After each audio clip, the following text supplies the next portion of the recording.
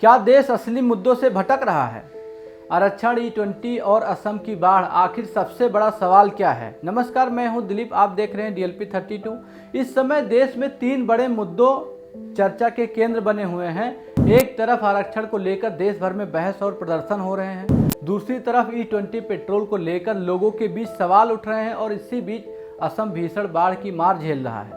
सवाल यह है कि इन 3 मुद्दों में आखिर सबसे बड़ा मुद्दा क्या है? आइए एक एक करके समझते हैं। सबसे पहले बात करते हैं असम की।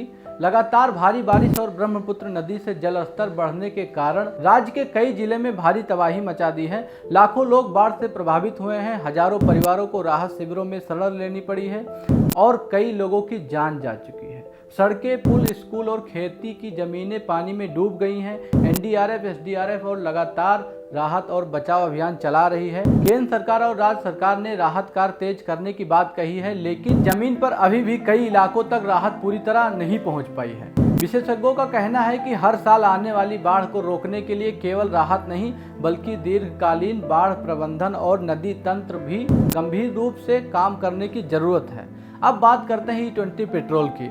E20 यानी ऐसा पेट्रोल जिसमें 20% एथेनॉल और 80% पेट्रोल होता है। सरकार का कहना है इससे भारत का तेल आयात कम होगा, विदेशी मुद्रा बचेगी, किसानों को गन्ने और मक्का जैसी फसलों का बेहतर दाम मिलेगा और प्रदूषण भी कम होगा। लेकिन दूसरी तरफ कई वाहन मालिकों का दावा है कि E20 से पुराने वाहनों में माइलेज कम हो रहा है और इंजन पर असर पड़ रहा है। इसी मुद्दे को लेकर कई जगह विरोध प्रदर्शन भी हुए हैं। केंद्रीय सड़क परिवहन मंत्री नितिन गडकरी ने इन दावों को लेकर कहा है कि E20 के खिलाफ कई भ्रामक बातें फैलाई जा रही हैं और सरकार के पास ऐसा कोई वैज्ञानिक प्रमाण नहीं है जिससे यह साबित हो कि E20 सभी वाहनों के लिए नुकसानदायक है। उन्होंने यह भी कहा कि इसका उद्देश्य देश को ऊर्जा के मामले में आत्मनिर्भर बनाना और किसानों की आय बढ़ाना है। वहीं सोशल मीडिया पर लगाए गए निजी लाभ के आरोपों को भी उन्होंने सिरे से खारिज किया है और फर्जी वीडियो, गलत दावों के खिलाफ कानूनी कार्रवाई का रास्ता अपनाया।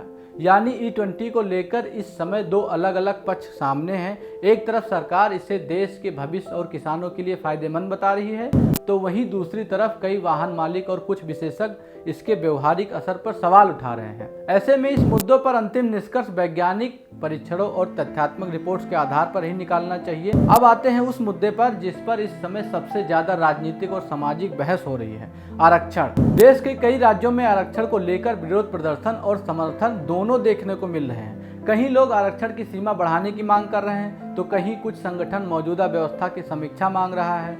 सोशल मीडिया पर भी इस मुद्दे को लेकर अलग अलग दावे और बहस लगातार चल रही हैं, लेकिन सबसे पहले समझना जरूरी यह है कि भारत में आरक्षण की व्यवस्था क्यों बनाई गई थी। संविधान निर्माताओं ने अनुसूचित जाति, अनुसूचित जनजाति और बाद में अन्य पिछड़ा वर्ग के उन समुदायों को शिक्षा और सरकारी नौकरियों में अवसर देने के लिए व्यवस्था बनाई जो लंबे समय तक सामाजिक और शैक्षणिक रूप से वंचित रहे थे। इसका उद्देश्य समान अवसर उपलब्ध कराना था। समय के साथ आरक्षण का दायरा बढ़ा और आर्थिक रूप से कमजोर वर्ग यानी EWS के लिए भी 10% आरक्षण लागू किया गया। वहीं सुप्रीम कोर्ट ने पहले कई मामलों में सामान्य तौर पर 50% की सीमा का सिद्धांत रखा था। हालांकि कुछ राज्यों में विशेष कानूनों के कारण यह सीमा अलग भी थी। इसलिए आरक्षण का विषय केवल राजनीति नहीं बल्कि संविधान, न्यायपालिका और सामाजिक न्याय से जुड़ा हुआ है। आज इस मुद्दे पर 2 स्पष्ट पक्ष दिखाई देते हैं। एक पक्ष का कहना है कि जब तक सामाजिक असमानता पूरी तरह खत्म नहीं होती तब तक आरक्षण का आवश्यकता बनी रहेगी। वहीं दूसरा पक्ष मानता है कि वर्तमान व्यवस्था की समीक्षा होनी चाहिए और लाभ वास्तव में जरूरतमंद लोगों तक पहुंचना चाहिए। कुछ लोग आर्थिक आधार को अधिक महत्व देने की बात करते हैं, जबकि कुछ सामाजिक आधार को अभी भी आवश्यक मानते हैं। यही कारण है कि आरक्षण पर कोई भी चर्चा तथ्यों, संविधान और न्यायालय के फैसलों के आधार पर होनी चाहिए। केवल सोशल मीडिया पोस्ट या राजनीतिक भाषणों के आधार पर किसी निष्कर्ष तक पहुंचना नहीं चाहिए।